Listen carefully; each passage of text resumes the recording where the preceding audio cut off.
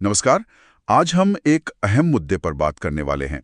ये जुड़ा है 1975 के आपातकाल से और हाल ही में सरकार ने 25 जून को संविधान हत्या दिवस के तौर पर मनाने का फैसला किया है।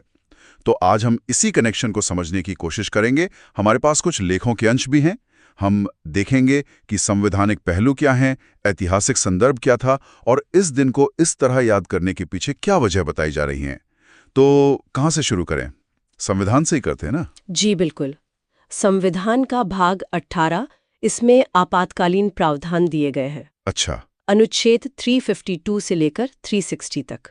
और जो राष्ट्रीय आपातकाल है वो अनुच्छेद 352 के तहत लगता है। और वो कब लग सकता है?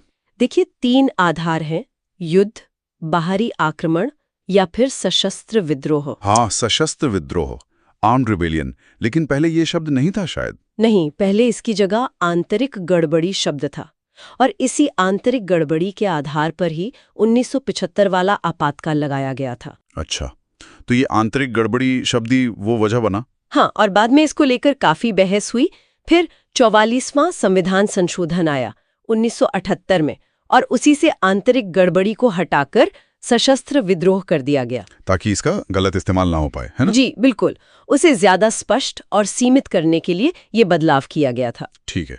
तो भारत में अब तक कितनी बार राष्ट्रीय आपातकाल लगा है? 3 बार। सही। हाँ, 3 बार। पहला तो था 1962 में चीन युद्ध के समय। हाँ अक्टूबर 62 से जनवरी 68 तक चला वो। जी। फिर दूसरा लगा दिसंबर 1971 में पाकिस्तान युद्ध के दौरान। हाँ। और तीसरा जिसकी हम बात कर रहे हैं वो 25 जून 1975 को लगा, और ये आंतरिक गड़बड़ी के आधार पर था। बिल्कुल। और एक खास बात ये भी है कि जब 1975 का आपातकाल लगाया गया, हाँ। तब 1971 वाला आपातकाल खत्म नहीं हुआ था, वो चल ही रहा था। अरे, मतलब 2 आपातकाल एक साथ चल रहे थे? जी हाँ, तकनीकी रूप से दोनों लागू थे, और फिर दोनों को एक साथ मार्च 1977 में हटाया गया। अच्छा, तो ये 1975 वाला आपातकाल बहुत विवादास्पद रहा है ना? हाँ, बहुत ज्यादा, क्योंकि ये आंतरिक गड़बड़ी के आधार पर लगा था, और उस दौरान कई नागरिक अधिकारों को निलंबित कर दिया गया था।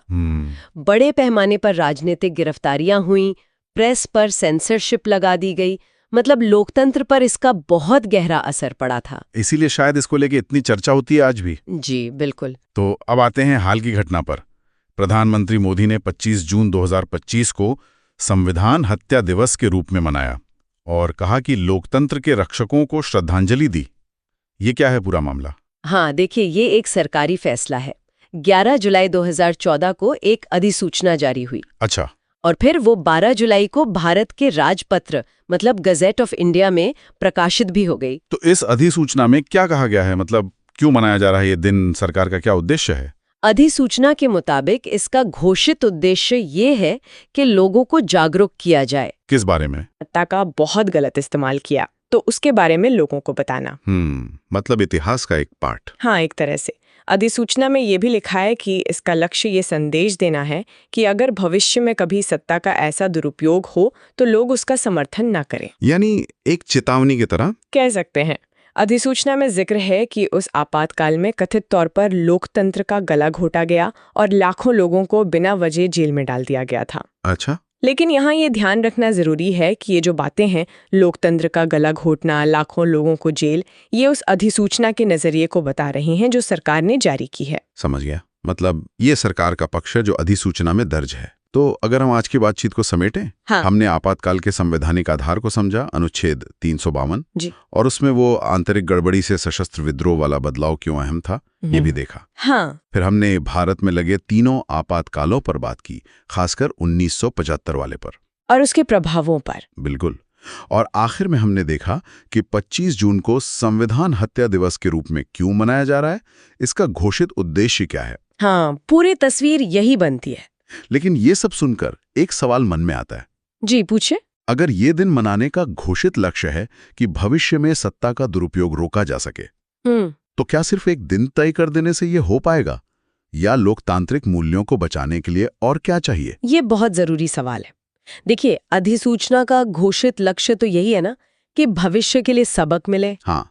पर सवाल ये उठता है कि असल में कौन से तरीके ज्यादा कारगर होंगे।